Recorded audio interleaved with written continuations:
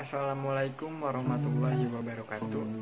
Kami dari kelompok 3 ingin mempresentasikan tentang proyek aplikasi basis data yang berjudul Toko Kue Anyelir Database. Berikut materi yang akan kami sampaikan.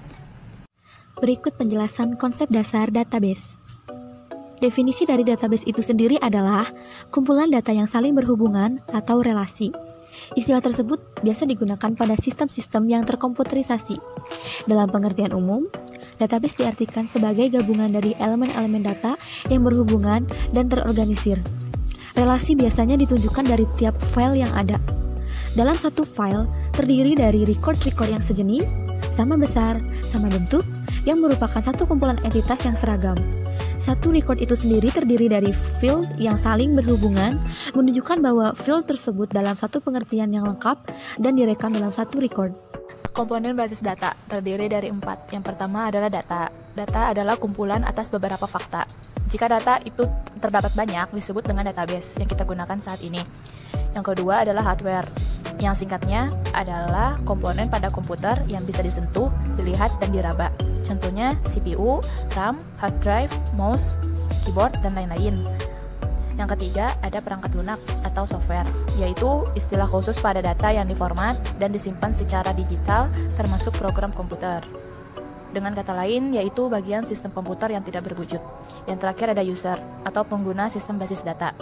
Artinya yaitu orang-orang yang berinteraksi dengan sistem basis data, mulai dari yang merancang sampai yang menggunakan di tingkat akhir. Selanjutnya, tujuan penggunaan basis data. Yang pertama, mencegah data redundansi dan inkonsistensi atau ketidakkonsistenan. Kedua, mempermudah melakukan akses terhadap data. Ketiga, data isolasi. Keempat, cegah konsulen akses anomali. Yang kelima, masalah keamanan data. Dan terakhir, masalah integritas. Kelebihan dan kekurangan. Kelebihan database, terkontrolnya kerangkapan data inkonsistensi, terpeliharanya keselarasan data. Data dapat dipakai secara bersama-sama, memudahkan penerapan standarisasi, memudahkan penerapan batasan-batasan pengamanan, terpeliharanya integritas data, terpeliharanya keseimbangan atas perbedaan kebutuhan dari setiap aplikasi, program atau data independen. Kekurangan, mahal dalam implementasinya, rumit atau kompleks, penanganan proses recovery dan backup sulit, kerusakan pada sistem basis data dapat mempengaruhi departemen yang terkait. Pengertian RD dan LRS. Yang pertama itu RD, kependekan dari Entity Relational Diagram, yaitu proses hubungan antar file yang direlasikan dengan relation key yang merupakan primary key dari masing-masing file. RD sendiri merupakan permodelan basis data dengan menggunakan diagram relasi antar entitas untuk memodelkan struktur data dan hubungan antar data. Untuk menggunakannya digunakan beberapa notasi dan simbol. Tahap 1 tentang penentuan entitas. Entitas merupakan objek yang mewakili sesuatu yang nyata dan dapat dibedakan dari sesuatu yang lain. Simbol dari entitas biasanya digunakan dengan persegi panjang ataupun digambarkan dengan persegi panjang. Selanjutnya, di sini kita memiliki ataupun mempunyai 4 entitas. Yang pertama ada entitas pelanggan, kasir, kue, dan pembelian dengan simbol masing-masingnya yaitu simbol persegi panjang. Next, selanjutnya dari keempat entitas tersebut kita memiliki atribut. Jadi untuk entitas pelanggan kita memiliki 4 atribut. Lalu entitas kasir ada 5 atribut, kue ada 4 atribut, pembelian ada 9 atribut. Tahap 2 yaitu penentuan atribut. Di sini untuk entitas pelanggan ataupun tabel pelanggannya kita memiliki 4 atribut. Yang pertama ada no underscore file ataupun nomor pelanggan, terus ada nama pelanggan yang kita singkat menjadi nama underscore file, lalu alamat pelanggan dan no HP pelanggan. Selanjutnya untuk tabel kasir kita memiliki 5 atribut. Yang pertama ada ID kasir, nama kasir, jenis kelamin, alamat kasir, dan no HP kasir. Tabel kue ataupun entitas kue, di sini kita mempunyai 4 atribut. Yang pertama ada ID kue, nama kue, harga kue, dan stok kue. Next, selanjutnya ada entitas pembelian ataupun tabel pembelian. Yang pertama ada nomor pembeli, ada nomor pelanggan, ID kasir, ID kue, nama kue, harga, tanggal penjualan, jumlah pembelian, dan total bayar. Penentuan kardinalitas relasi. Jadi di sini kita ada 2 tabel. Yang pertama ada tabel pelanggan ataupun entitas pelanggan yang melakukan pembelian. Jadi tabel utamanya ada pelanggan, tabel keduanya ada pembelian, dan relationship-nya kita ada one to one. Lalu untuk atribut penghubungnya kita ada atribut pelanggan, di mana atribut pelanggan ini di masing-masing tabel ada. Jadi di tabel pelanggan ada atribut ID pelanggan, di tabel pembelian ada atribut ID pelanggan. Selanjutnya ada pelanggan dan tabel kasir. Jadi kedua tabel ini saling berhubungan ataupun seperti gambar ya, pelanggan yang melakukan transaksi dengan kasir ataupun pelanggan transaksi kasir. Untuk tabel utamanya kita ada pelanggan, tabel keduanya ada kasir, dan relationship-nya kita ada one per one.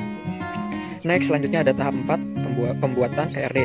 Jadi seperti di gambar ya, jadi pembuatan ERD ini tabel yang saling berhubungan. Seperti pada gambar ada pelanggan yang melakukan pembelian, lalu ada pelanggan yang melakukan transaksi dengan kasir, ada kasir yang menyediakan kue, dan seterusnya seperti pada gambar tersebut. Next, selanjutnya ada LRS ataupun Logical Record Structure merupakan representasi dari struktur record-record pada tabel-tabel yang terbentuk dari hasil antar himpunan entitas. Di sini kita akan menentukan kardinalitas, jumlah tabel, dan variation key, antara lain one to one, one to many, dan many to many. Oke, pada tabel ataupun pada slide selanjutnya di sini kita ada gambar LRS yang kita buat pada proyek kita. Di sini kita ada 4 tabel ataupun 4 entitas ya. Yang pertama ada kue, pembelian, pelanggan, dan kasir. Di mana atribut dari tabel kue ini memiliki hubungan dengan tabel pembelian, di mana atribut ID kue, nama kue, dan harganya itu terhubung dengan tabel pembelian ataupun ada juga di tabel pembelian. Jadi nama atribut tersebut ada juga di tabel pembelian. Selanjutnya ada tabel pelanggan, khususnya atribut nomor pelanggan yang ada di tabel pembelian. Selanjutnya ada tabel kasir dengan atribut ID kasir yang terletak di tabel pembelian. Selanjutnya di sini kita akan ke pembuatan database melalui command prompt.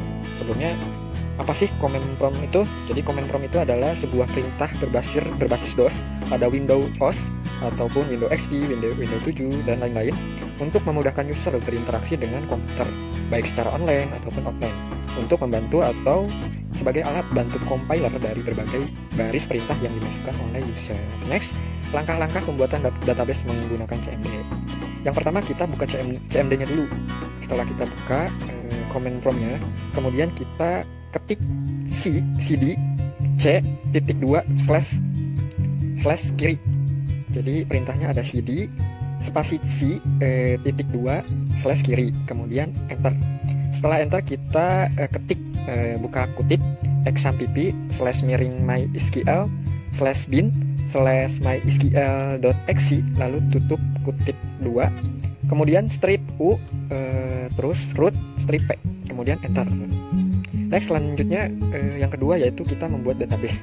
Yang kita buat itu database toko kue annulir, di mana cara pembuatannya ketik create ataupun create database, lalu nama database. Di sini kita pakai namanya toko kue annulir. Lalu setelah diketik itu kita enter.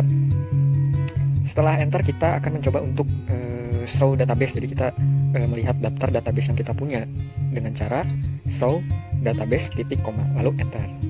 Next, selanjutnya ada ketiga, ketik use toko kue annulir, kemudian show table. Di sini kita akan membuka database dengan cara ketik use ataupun use ya toko kue annulir titik koma yang telah kita buat tadi.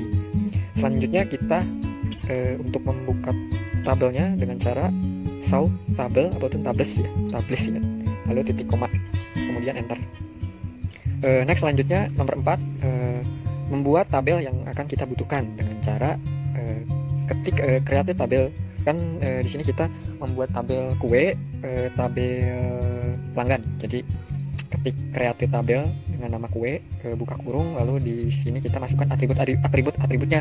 Yang pertama atribut ID kue dengan varchar 7, lalu ada nama kue varchar 25, ada harga kue dengan jenis interjal dengan 12, lalu ada stok interjal 3. Lalu di sini kita menentukan primary key-nya. Untuk tabel kue kita menggunakan primary key ID kue. Jadi fungsi primary key itu untuk memudahkan kita mencari kata kunci. Jadi kita ambilnya dari ID kue. Selanjutnya untuk pembuatan tabel pelanggan sama ya. Ada nama atributnya, ada nomor pelanggan dengan varchar 7, lalu ada nama pelanggan varchar 25, alamat pelanggan varchar 50, nomor pelanggan, nomor HP pelanggan varchar 13, lalu primary key-nya kita menggunakan nomor pelanggan. Jadi seperti gambar yang tampil di layar tersebut ya. Selanjutnya kita kan ada pembuatan tabel kasir. Sama seperti yang tadi ya, kita masukin atribut-atributnya. Di sini kan tabel kasir kita memiliki 5 atribut ya. Kita masukkan dengan nama ID kasir, nama kasir, jenis kelamin, nomor HP kasir, alamat kasir. Kemudian primary key-nya kita tentukan dengan ID kasir. Biasanya itu primary key itu kita ambil dari yang paling atas ataupun kuncinya gitu, kunci ID. Selanjutnya pembuatan tabel pembelian. Tabel pembelian yaitu nomor atributnya ada nomor pembeli, ID kasir, nomor pelanggan, ID kue, nama kue, harga, tanggal penjualan, jumlah pembelian, total bayar, dan primary key-nya kita nomor pembeli seperti pada gambar yang tampil ini ya. Selanjutnya untuk nomor 5, untuk mengecek semua tabel yang sudah kita buat, caranya dengan mengetik show tabel. Jadi kita ketikkan setelah kita membuat tabel tadi, kita mengecek apakah tabel itu sudah terbuat atau enggak dengan cara show tables titik koma lalu enter. Lalu akan muncul tabel dari database toko kue anyalir seperti pada gambar yang telah tampil, itu ada tabel kasir, kue, pelanggan, dan pembelian. Selanjutnya nomor 6 ada cara mengecek struktur tabel yang sudah kita buat. Jadi di tabel kita itu strukturnya ada apa aja sih. Jadi dengan caranya yaitu dengan cara mengetik dash nama tabel, ataupun yang tabel yang telah kita buat tadi ada kasir, kue, pelanggan, pembelian. Jadi kita ketik dash kasir titik koma seperti yang muncul pada gambar. Jadi kita ketika kita enter maka akan muncul file-nya, tipenya, nolnya, key-nya, default-nya, sama ekstra. Selanjutnya sama ada dex kue, terus next ada dex pelanggan, dex pembelian. Oke, selanjutnya ada langkah ke-7 yaitu mengisi data pada masing-masing tabel. Jadi kan kita tadi telah berhasil bikin tabelnya, lalu kita akan mengisi tabel tersebut dengan data-data yang telah kita tentukan. Untuk cara pembuatan ataupun cara pengisian dari tabel tersebut seperti pada gambar tersebut, yaitu dengan cara mengetikkan insert into lalu nama tabel. Kita kan pakai tabel kue, jadi kita ketiknya insert into kue lalu buka kurung. Di sini buka kurung kita masukkan atribut-atribut yang terletak pada tabel kue. Yang pertama ada ID kue, nama kue, harga, dan stok. Kemudian value-nya kita pakai isi data yang akan kita masukkan. Seperti pada gambar di sini untuk tabel kue kita ada ID kuenya ada K01, terus nama kuenya ada lapis keju, terus harganya ada 35.000, lalu stoknya ada 30. Seperti pada untuk penulisannya seperti pada gambar yang tampil di layar. Selanjutnya ada tabel kasir, sama seperti tabel kue proses pengisiannya, cuma yang membedakan di sini isi dari ataupun data dari tabelnya jadi berbeda. Ini kan tabel kasir, jadi kita masukkan data nama-nama kasir yang ada di project kita ataupun ada di database toko kue kita. Selanjutnya ada tabel pelanggan, sama di sini proses pembuatannya, cuma yang membedakannya isinya ataupun isi datanya. Isi datanya seperti nama-nama pelanggan dan seterusnya. Lalu ada tabel pembelian. Tabel pembelian sama ya proses pembuatannya, cuma yang membedakan isinya lagi. Jadi di sini isi data dari tabel pembelian itu data pembeli yang telah membeli di toko kue anyalir. Selanjutnya ada langkah ke-8, yaitu untuk melihat isi data dari tabel yang telah kita buat tadi. Yaitu caranya dengan cara ketik select bintang from nama tabel lalu enter. Contohnya untuk membuka ataupun untuk melihat isi data pada tabel kue yang telah kita buat, yaitu dengan select spasi bintang spasi from lalu nama tabel ataupun kue titik koma lalu enter, maka akan muncul data yang telah kita isikan tadi seperti contoh pada gambar di sini ya. Ada tabel kue, ada ID kue, nama kue, harga kue, dan stok. Dan kemudian untuk membuka ataupun untuk melihat isi data dari tabel kasir juga sama, select bintang from kemudian nama tabelnya kasir, dan seterusnya. Untuk tabel pelanggan juga sama, dan from pembelian juga sama. Selanjutnya ada nomor 9, yaitu menampilkan seluruh record pada tabel kue, kemudian urutkan secara descending berdasarkan file harga. Cara mengetiknya yaitu select bintang from kue order by harga. Jadi di sini kita tuh mengurutkan tabel kue dengan atribut harga dari harga tertinggi sampai harga terendah. Contohnya seperti pada gambar tersebut. Kesimpulannya yaitu yang pertama, database atau basis data merupakan sekumpulan informasi yang saling berkaitan pada suatu subjek tertentu dan pada tujuan tertentu pula. Yang kedua, ERD atau Entity Relationship Diagram adalah suatu bentuk diagram yang menjelaskan hubungan antar objek-objek data yang mempunyai hubungan antar relasi. Yang ketiga, LRS atau Logical Record Structure adalah representasi dari struktur record-record pada tabel-tabel yang terbentuk dari hasil relasi antar himpunan entitas. Yang keempat, Command Prompt dapat digunakan sebagai salah satu sarana untuk membuat database. Saran, diharapkan dengan dibuatnya proyek ini, mahasiswa jadi lebih mengetahui langkah-langkah dalam pembuatan database. Kepada seluruh pembaca, kiranya memberikan kritik dan saran yang bersifat membangun sehingga apa yang kita harapkan dari isi tulisan ini dapat berguna bagi pembaca maupun penulis. Demikian presentasi dari kami. Mohon maaf apabila ada kesalahan yang kekurangan. Terima kasih. Wassalamualaikum warahmatullahi wabarakatuh.